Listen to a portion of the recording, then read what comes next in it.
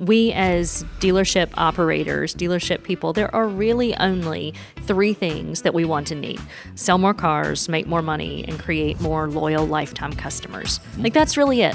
One trade gets me, depending on the price segment and the market segment and the type of inventory, anywhere from 2 to 6 additional highly profitable deals that are the long tail of that one trade. Find the deal in every deal. Number one place where you can drive down consumer acquisition cost for variable ops, for selling cars.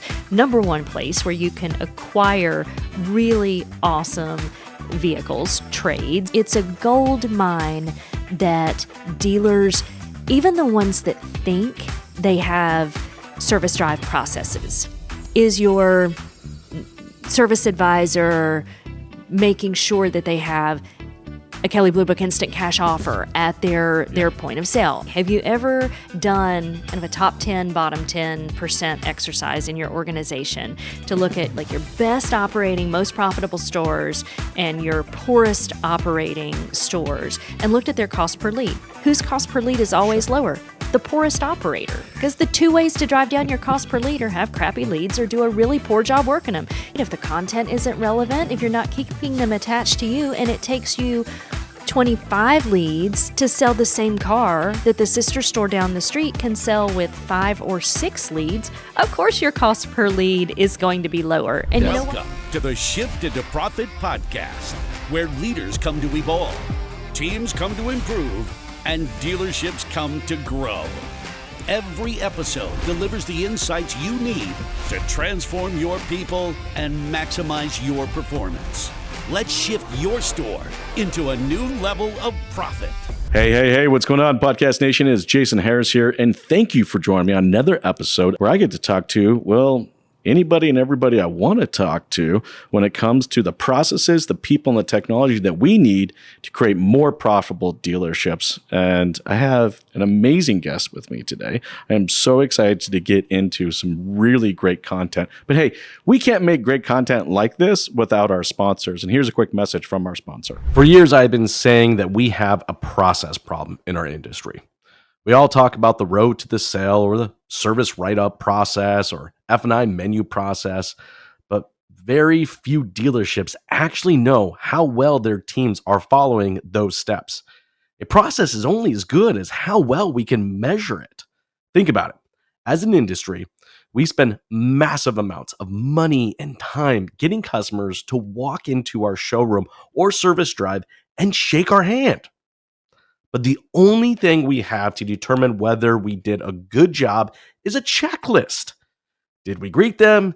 Did we qualify? Did we present? Did we touch desk? This is not measurement. This is guesswork. And the team at Xero agrees with me. That is why Xero created a way to record and analyze every in-person sales, service, and F&I conversation and report back to management exactly how each team member is performing against your process, not Xero process, your process. The system is fully customized to your store, your expectations, and your steps to the sale or service. Every conversation is mapped. Every step is measured. And that is only the beginning. Xero also provides real-time feedback and coaching notes that help your people get better with every customer they speak to. That is not just another cool tool. That is a way to moneyball your business. You're finally able to measure every at-bat so you can process your way to profitability. To learn more, visit Xero, Xiro.ai, and make sure to ask them for the Strategy with Jason discount. Now back to the show. All right, guys, I have the one, the only, the oh so famous. Did I do that okay? Is that all right? You did great. I have Jade with me from Cox Automotive. How are you doing, Jade? I'm doing great, Jason. I'm so glad we got a chance to I connect. was say, I'm just so glad that you want to talk to me. Since you can talk to whoever you want to talk to. Because we love this industry. We have We such do. a big passion for it. We love seeing people get into it. We love to see them become better owners, better managers, better sales and service people. Like it's just, we were talking about this before we started recording. It is a people business. Yeah. And I want to see more of that come back. Like when I started in the industry, I got a lot of training. I got a lot of coaching. There was significant investment into me as an individual from the first dealership I worked at. I hate to say that's fallen off a little bit. Look, guys, I already know I'm going to get into, sorry. You know me. I love finding a rabbit hole and getting into it. But Jade, I'm so excited that you had a chance to come jam with me today. I love kicking off these podcasts with a little origin story. Because I'm just fundamentally fascinated, and you have a fun origin story. So for everybody out there watching and listening that maybe just don't know a little bit about you and what you're currently doing or how you got into the industry, let's start there. How did you get into this crazy little world we call the automotive industry? Well, so I'll be short-winded for once. That's unusual for me, as you all know. But we have so much cool stuff that we want to talk about today. But grew up automotive, family is automotive. So the really short of it is if I wanted to eat or have shoes, I had to negotiate for it. Car business, once it's in you and in your blood, it is everything. And of course, after college, I wanted to get as far away from car business as I could, as most of us do that grow up in it for a while. And then you just can't. It's such an incredible business. And before I came to Cox Automotive, been with Cox for a little over 10 years now. How the past decade has flown. But the dealership group that I was operations director for at that time, we had, as you know, we had Hyundai, Honda, Ford, Volvo, Chrysler, Jeep, Dodge, Ram, Nissan franchises. I had GMs right out of NADA, Dealer Academy, all the way to the 75-year-old Ford truck guy that all you need to do is advertise in the Trading Post and everything was going to be okay. Yes. And all those traditional means that had always worked. And it was such a transformational time for the industry. We're in another one right now, and change is the only constant. We've talked about that before when we've been together. But I felt like I could do more to protect the small and mid-size groups from the Cox Automotive side, where we could really put together technology and data and create products that allowed them to play on an even playing field with all of the big publics. Not that there's anything wrong with them. I love them all. I've spent years with them building and driving their strategies, the new form and hybrid retailers out there. But this is a people business. And I'm so glad that you started with this. And the love of people, the love of each other. Like this, it's just an awesome industry. And, well, I mean, think about even from the consumer side. I mean, look, this is one of the largest purchases that anybody's out there. I got thinking a little bit about this because my daughter's now 15. So this is the year that she's going to go take her driver's ed. And then shortly after that, it's going to be like, okay, Dad, got to get a car. And Dad has to go on blood pressure medication. Exactly. Yeah. Maybe somebody out there could help me with that. No, I'm going to get a lot of DMs, I guarantee it. But no, so I'm like, this is a big thing for her. Like this is going to be one of those really big moments, and she's going to have a handful of these.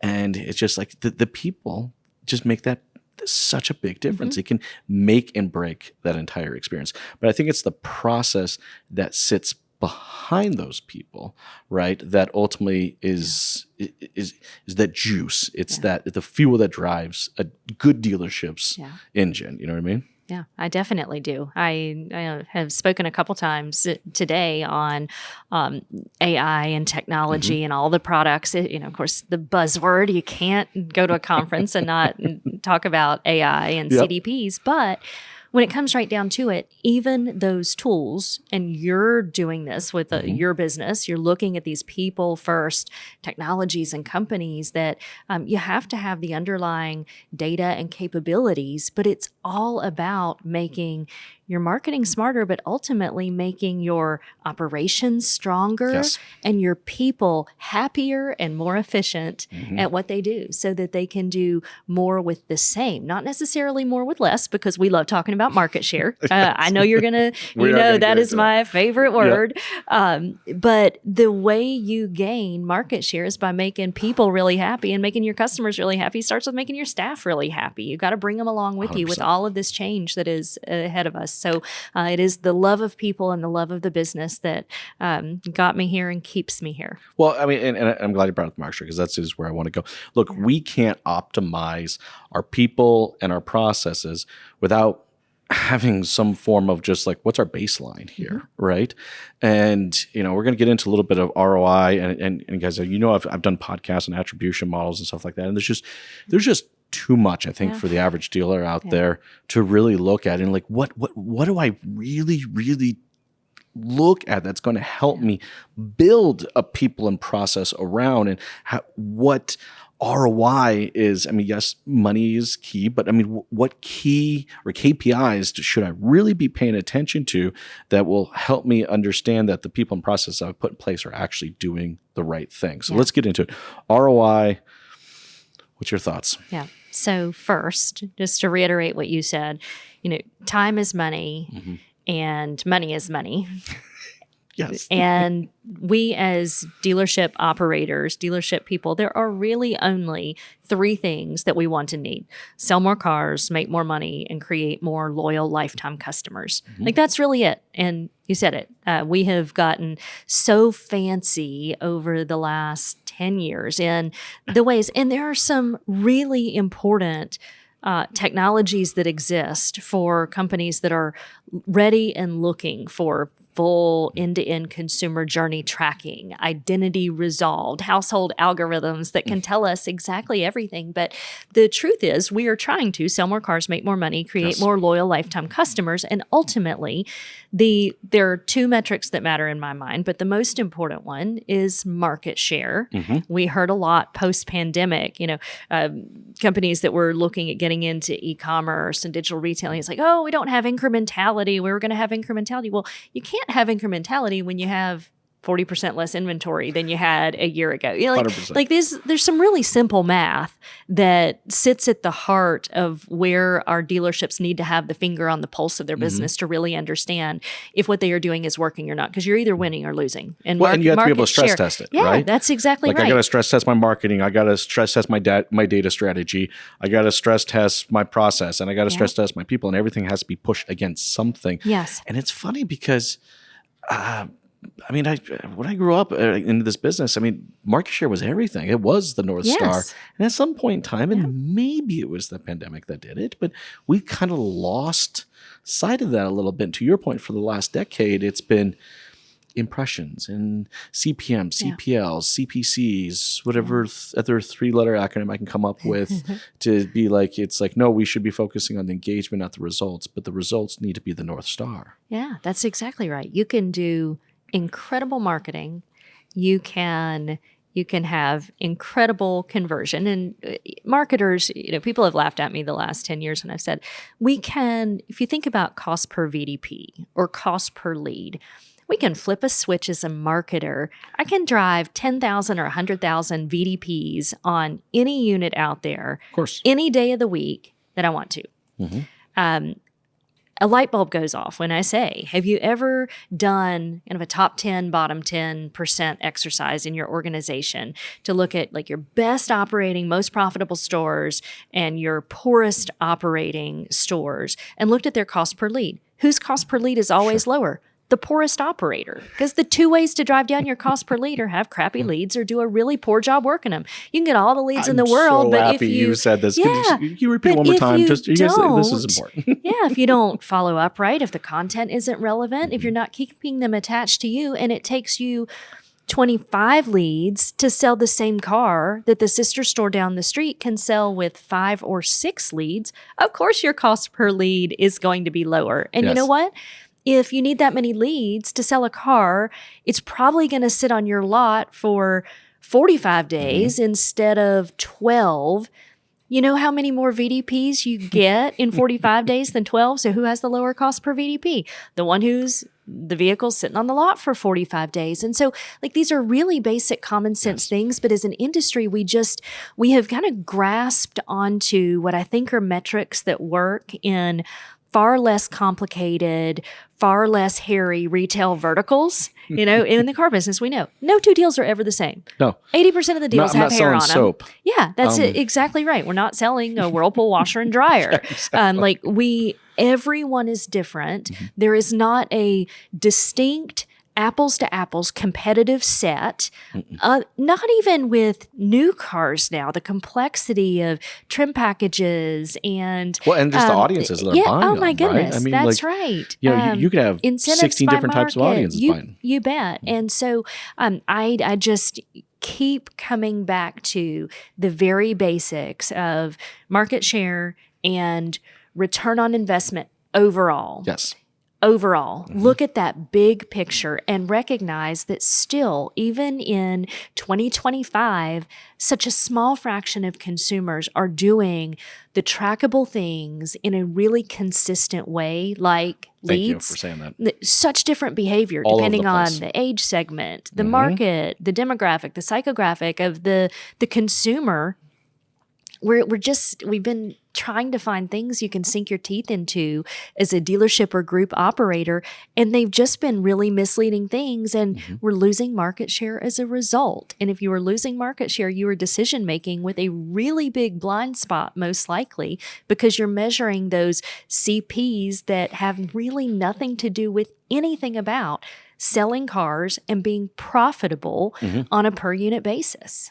I'm going to, when I first started in the business and my dealership got their first dealer.com website, right? The report was not called leads. I've tried to figure this out. I've talked to a handful of people because I fundamentally was fascinated at what point in time did the language change? Because the report I got was form fills and inquiries. That was the report. So those aren't leads. Those are opportunities to maybe turn them into a lead. It's interesting that as a vertical, we're the only vertical out there that accepts that a first name, last name, and a VIN is a lead, when every other vertical goes, well, that's not even qualified. That's an inquiry. Someone's inquiring about your product or solution. You haven't actually had a conversation to determine if they're a lead. And I do say, I'm glad you bring up the leads things, because I have seen this in some of the smart operators out there. And you know who you are because you're probably watching the show right now. I mean, me and Jade are up here, so they're watching, right? Is that they're stopped counting how many leads they're getting, and they're really counting on how many conversations.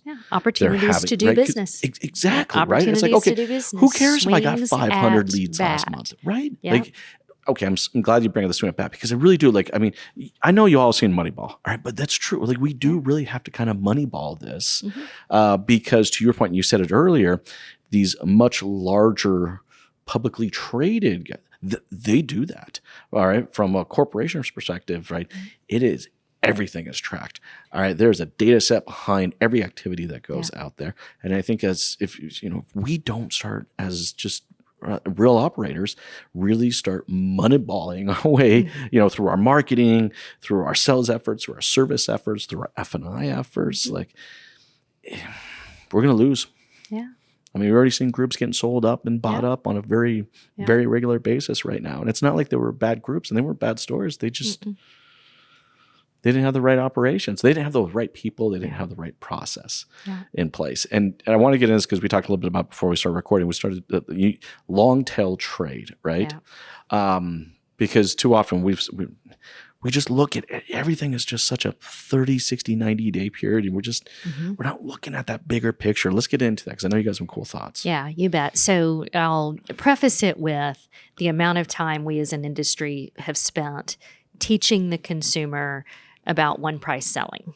Yeah. We've gone to the consumer and we've said, we've taken away the hassle and haggle and negotiation and game playing that you always disliked about the car business. And so now we're giving you these vast data sets that show you of all of the vehicles in your consideration set and the distance in which you're willing to drive to buy. Of course, that's how you found us. You went to a marketplace. 48% of consumers are starting on a marketplace. 60+% are finishing on a marketplace. 8 out of 10 are touching a marketplace somewhere along the way. You have to be where the consumers are, but you have to have that database, really relevant conversation to guide them through the process. The consumer does not want to be sold anymore. They want somebody to partner with them, to educate them, to let them be in control. And it's a win-win because now deals are more profitable for the dealers who are embracing this consumer self-guided, self-controlled purchase journey.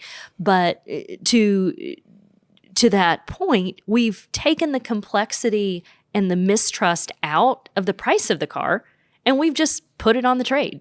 So now the average consumer walks into a dealership with, depending on the study, 2.7, 3, some age groups, 7 to 9 trade-in offers in their hands with an average spread of $2,000. Is that what the average spread is? The average, Wow. the average variance in our most recent Talk study. about making it confusing, right? So yeah, we've just taken that complexity and put it right onto the trade. And so I hear dealers every day talking about they're losing deals. How, they brought us an offer from such and such down the street. They brought us an offer from one of the new former hybrid retailers, one of the used car superstores, and we just can't get there. We don't see how they're getting there. And so we have really dug in and started to look and understand this. And like you said, they are looking at what we are calling a long tail trade valuation model. And so they're looking at a trade and they're saying, okay, one trade gets me, depending on the price segment and the market segment and the type of inventory, anywhere from 2 to 6 additional highly profitable deals that are the long tail of that one trade. And so they have mastered the math formulas that now give their desk managers the ability to see that bigger picture and to say, gosh, and how many times, I say it again and again and again, people are tired of hearing me say it, but find the deal in every deal. Do not let a deal walk out the door because market share matters. Market share, I know you are. We both believe, and I hope we'll probably talk fixed ops in a minute, retaining that customer for life. But even separate from selling the car to retain the service and to make the back end profitability, we all know that, but starting to open our minds and look at this competitive model. And it starts with, it's as simple as dealers sit down, look at the last 6 months or 12 months of your data and start with every trade and look at how many transactions that leads to and the profitability on that tail. And it's not going to look the same for all dealers. No. And it's not going to look the same for all inventory price ranges. Like you need to do 2 or 3 different buckets, but really understand and then start to give the confidence and autonomy for your teams that are desking those deals to pull some of that, just a tiny fraction of it. If you know that you're making an extra $287 on 4.3 additional deals for every deal that you take in trade, let them use 175 of each one of those next 4.3 and pull it ahead and put it on that car, and then give them a pay plan that matches it. You say it all the time. Pay plans drive behaviors. They 100% do. So we've got to get to a point where everybody's starting to play on that even playing field that I talked about earlier. And so that's one of my big ones that I'm trying to educate the industry on now. Love that process. Look at that long tail trade model and really understand how you do not let a deal walk out the door over a trade value. Yes. Because somebody is putting money in it because they know the money is going to be there. It's funny. I love that process, and that's a great. And again, the whole point of this whole podcast is we got to process our way to profitability, right? But we need the people that are ultimately going to execute on that.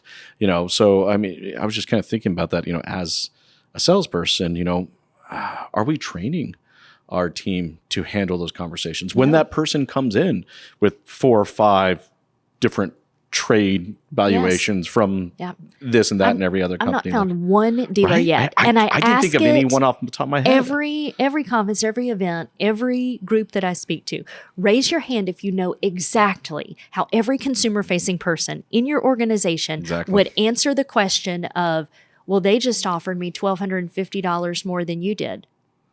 Nobody raises their hand. They have nobody's training. And a lot of times with the right data, you can absolutely talk through it. Well, let's look at the car you're looking at there. They've had it this long. It's the exact same mileage. It's the exact same. It's priced this much more. The data works. And when you look at those operators that are consistently now able to put 5, 7, 10% more into trades, it's because they're charging 5, 10, 12% more for the same car because the consumer's getting the experience. And when they're sitting there looking at those last 2 or 3 cars that they've narrowed it down to, and they're thinking apples to apples, and the only difference they see is $1,500 more for their trade. Sure. Well, of course, it feels like it makes sense. And so again, this is data-based education to arm our consumers and our sales teams with the tools that they need, the data they need, the resources they need, the confidence they need to do it with us and to capture that deal. Well, it's that. So I love this because for a lot of people that are watching and listening, I know, and I did it too, my processes that I created, a lot of it had to do on gut feeling, like, all right, I feel like this is going to get me to a better result. So I'm going to create the process and then hopefully able to measure that process. But see, I had to create the process to then measure it, then to change and modify. What Jade is talking about here is actually starting from the very beginning, using data to determine the process. Yes. And so that changes, right? So instead of having to modify and optimize after, because that, for most part, that's what we've had to do, right? That's now and you're going to doing optimize. Of course, you're going to optimize forever, but you can start right now. Yes. And maybe you don't start at all of your stores. Maybe you don't even start with all of your inventory. Maybe you do it one day a week. Maybe you do it on Saturday and you actually see how many more deals you get. How does that impact your market share and your profitability? The two things that matter: market share, return on investment, and profitability.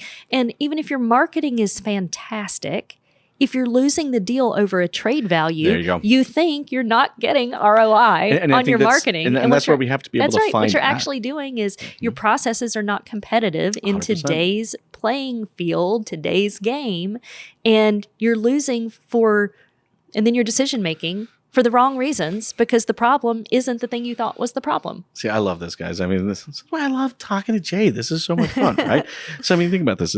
It's not enough that we just kind of create the process. It's the data that's driving the development of that process, which is key. And I think for anybody out there watching and listening right now, I mean, you guys can easily do this. And it can be just something as simple as like, okay, this is the way we're answering the phone. So you have a defined process, I'm sure, how you answer the phones. Well, what data are you using to know that's ultimately helping to the result? All right, this is how we respond to those trade-in multiple valuations. So like, okay, well, cool. How are you recording that conversation? How are you looking back on that? Is there a tool? That's what I'm saying. There's some great technologies out there that are helping us look at those processes and create data sets behind them so we can continue to move forward.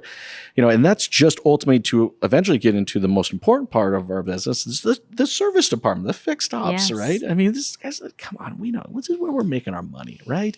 I mean, I don't think anything's changed since I started, right? We move metal so we can service metal. I think some operators don't know that element, which surprises me sometimes. I am always kind of a little bummed out to find out, so many key leaders have never come or worked in the fixed op space, only on the variable side.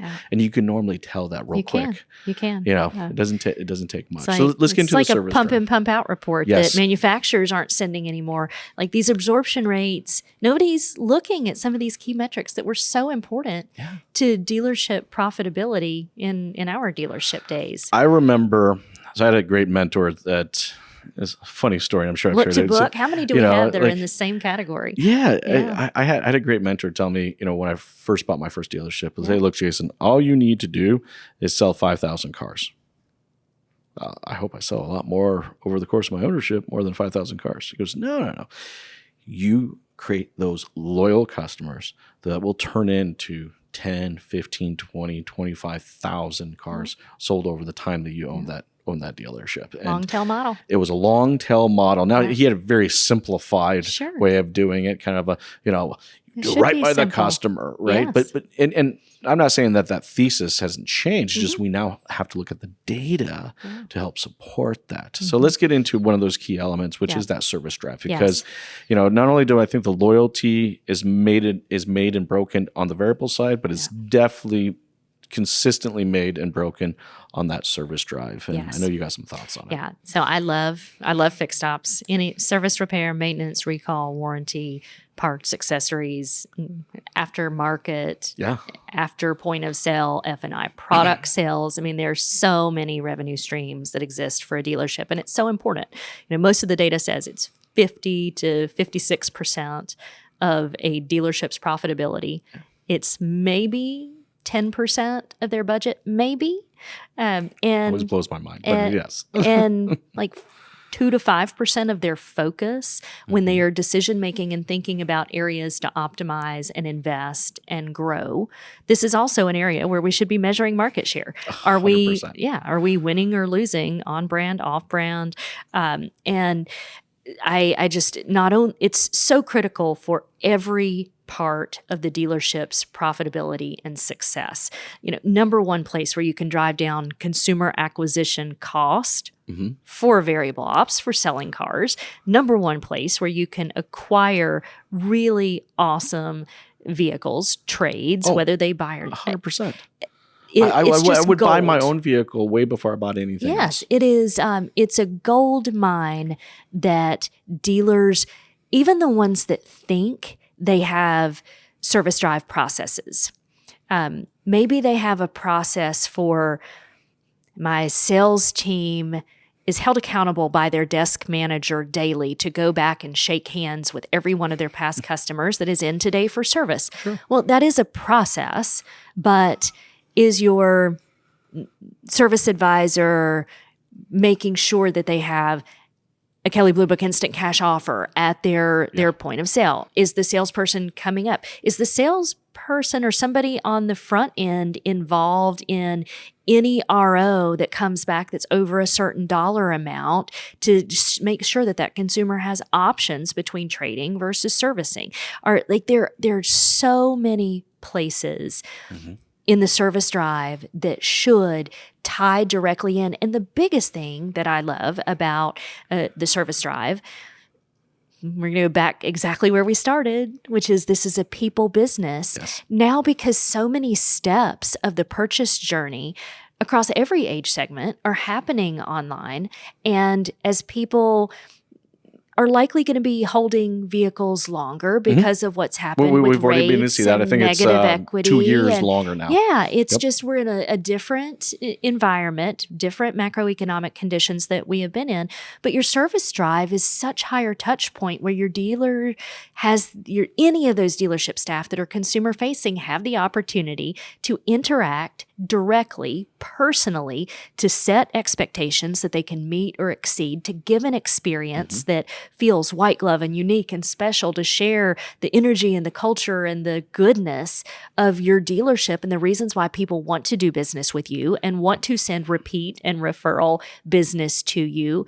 That your service drive is where that happens. You now set the entire dynamic of your repeat and referral base in your own backyard right from your service drive if you're doing it right. If you're doing it right. Or you're killing it. Well, or one or the other. That's true. Or you're destroying it. Look, I realized this really quick as a young salesperson, and I actually got in trouble for hanging out in the service department too long, because I would sit there and I'd watch and, I could probably talk to 4 or 5 customers a day. Yeah. I watch hundreds of people walking in and out of that service department. Yes. So, I went out on my way to go get coffee in the service lounge and not get coffee over next to the sales desk. Yeah. I spent a lot of time over there. I remember when they gave me, it's so funny, and I'm sure a lot of people out there, if you happen to be a salesperson, you're watching this, you get into a new dealership, they give you this list of orphan, owners. Orphan owners. Right? Yeah. And man, I would keep my eye out. If anybody was on that list and was in the drive, to your point, I would go run some quick numbers on it and just introduce myself and say, hey, this is where your vehicle, just to let them know where the valuation is, just to want to let you know, not like you need to do anything. At this point, I think you're fine. Maybe next time you come in for service, we'll have that conversation. But just, I got in trouble for it. It's so funny that I got in trouble for that. Well, you wouldn't in today's world, I sure hope. Right. But even something as simple as, hands on the wheel seals the deal. If you're at a Hyundai dealership, every Sonata person that comes in and has their Sonata serviced, I don't care if it's 2 years old, 5 years old, 14 years old, are they sitting in a new Sonata for a $10 gift card while they're waiting in service? Are you like, those are the kinds of things, they seem so small and so simple, but you've got people sitting there, just sitting there, while you've got salespeople, hopefully not twiddling their thumbs, but doing something else on the front end, trying to figure out where they're going to get the next warm body to potentially have a conversation with from all these leads that are closing at, depending on the lead source. They're so focused there that they're missing what's right in front of their face. Real people right now in their service drive with, in a lot of cases, that have no idea the difference in cars and technology and what their payment might be. Just educating and putting a deal in front of every person who comes through there is a huge opportunity. It is. I mean, so you get a kick out of this as young Jason as a salesperson. Lunch came around. Always a big deal at a dealership, right? Big deal at a dealership. Yeah. So, it was like, you go stomp upstairs and you sit down at lunch and you just pretty much listen to all the other sales or management team complain about something or another. And I'm like, this seems to be a total waste of my time. I'd go over to the service drive and ask if anybody wanted to come out and have lunch with me. Yes. You'd be amazed how many people, I'm not always, but you'd be amazed how many people will go, well, I'm here for an hour and a half. I said, I'm going down the road for a burger. You want to come? Come hop in this. By the way, I'm taking the brand new. You're not going to believe this technology package. This screen is going to blow your mind. You won't believe how quiet it is. Have you been in a hybrid? That's right. That's right. I actually got to the point where my dealership realized what I was doing. And that specific dealership when I was working there actually allowed me to pay for the customer's lunch. They actually started doing, hey Jay, I actually think this is pretty cool. You're doing this. I'd love to see more people do it. We'll go ahead and cover that $10 every time you take someone out for lunch. I was like, okay, that's great. I want to go back to something real quick because I love finding rabbit holes. You mentioned market share in the fixed ops department, which incredibly important variable and it's just not talked enough about, I think, in the service side. I think too often we think of service and we're thinking about like, I'm a Nissan dealership, so there's another Nissan dealership on. No, that's not the case. Like I think the number I recently saw was like for every franchise dealership out there are 16 non-franchise entities in your market that is fighting for that oil job. And this could be a Walmart, a Jiffy Lube, a Mr. Lube, a Midas, a Joe's Auto Shop. Just there's and the data that I think we're getting from the OEMs is not. They're so focused on retention. Yeah. Retention actually is not market share. It's just like, okay, within the time of warranty, that customer came back. I saw a stat recently and it blew my mind. It didn't necessarily surprise me, but we're up to, in some dealerships, up to 60% of the customers leaving the service department once the warranty expires. Yes. We're hemorrhaging business over there. Yeah. But my retention report says I'm doing well. You know what I mean? Yes. Anyways, I'd love to get your thoughts on that. No, I agree 100%. And I think the total addressable market is so much bigger now in that space than what it was in our car days. Because in our car days, everybody was pretty much buying a car within 25 to 35 miles of where they live. Well, now such a large percentage of consumers are buying from outside of market. The average purchase distance is 65 miles right now. For e-commerce, it's over 100 miles. That's cool. And so now you have these people, they don't have any dealership loyalty for who they're going to service with. And you take the flip side of that number, 60% plus defection after warranty expires that you quoted. And you say, okay, if I went out and got another 100 people to do oil changes with me weekly or monthly, could I actually sell 60% of those a car when the time is right for them because it's high touch point. They get to know me. They like me. They feel that culture. They feel that energy, all the things that we went through earlier. But the total addressable market on the fixed op side is so big for so many reasons. And it is just an area where we have got to continue to push the industry and the business to lean into that space. And there is also a lot of data out there that very few dealers are using when it comes to consumers wanting to do fair repair pricing research. And most people don't, the same way we have the Kelley Blue Book fair market range fan on how much your car is worth, we have the same thing on fair repair pricing for just about every service. And consumers are starting to seek that kind of data out. They want that same data transparency, but most of them think that franchise affiliated stores are vastly more expensive than the independents. They're not. And They're they're actually not. cheaper. That's right. In They're most actually cases, cheaper. I think most they some are of the less studies I've seen, yeah. expensive in today's environment. Yeah. And that's a message that dealers should be putting out there totally to get agree. people into their service department and attach them to them for life. Well, you're right. And we have so many opportunities. Like, see, this is why I love talking to Jade. I know we can go forever. And that is, you're so right. There's a monster opportunity there. Yeah. The other one is just recalls. Because look, Joe's Auto Shop and Jiffy Lube and Midas cannot have those conversations by law because you're a franchise dealer. It doesn't matter if they've done service with you or bought the car from you. If they're in your market and you're a Hyundai dealer and they're driving a Hyundai and there's an open recall, you can 100% reach out to them and have a conversation about that specific thing. But and that's a big why plus for aren't us. we doing it? I So know. I ask this especially immediately post-pandemic when people were trying to figure out how to get their oil, what they were going to do.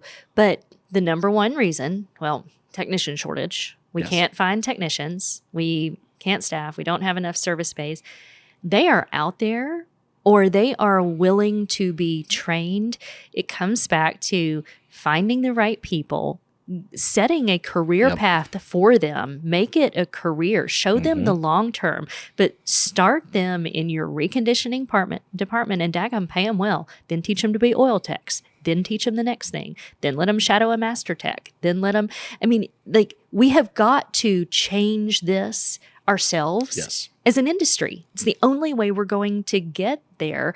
But I tell you, the organizations that have taken the leap and opened up a third shift for oil changes have gone out on a limb on some of these really creative processes related to service drive, Kelley Blue Book instant cash offers on everybody who walks through there, making it a part of the process when they check in, when they're reviewing their RO with the service advisor. They're killing it. And everybody could kill it. These aren't complex things.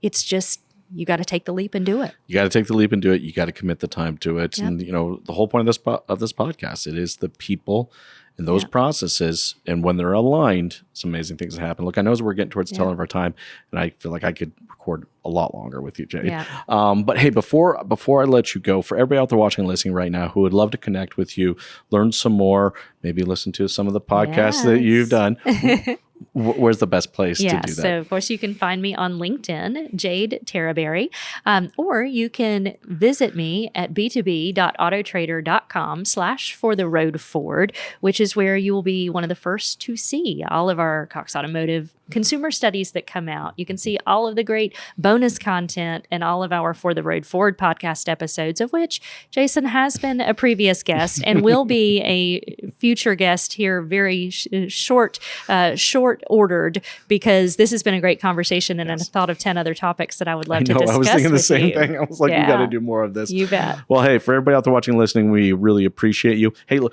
one of the biggest compliments that you can give us as content creators is to share the show. It means a lot to us. If you have a manager or a colleague that needs to see some part of today's conversation, it means so much to us when you share the show. Thank you so much for your time, and you guys have an amazing day. Thanks for tuning in to Shift into Profit, the podcast where we break down the people, processes, and technology that turn dealerships into profit machines. If today's conversation helped you, share the show and help another operator win. And we'll see you in the next episode.